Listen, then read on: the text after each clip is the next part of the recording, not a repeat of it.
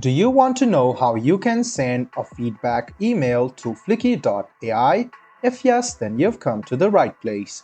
Hello and welcome to Tech AI. It's your host back again with yet another interesting tutorial video. In this video, I'm going to teach you how you can send mail to Fliki AI.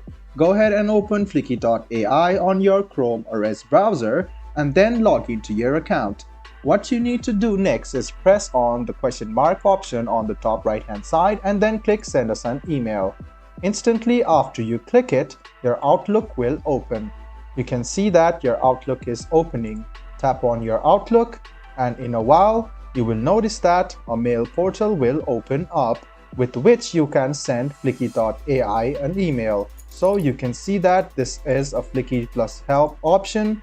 So you can see that you can send a mail to Fliki using this option.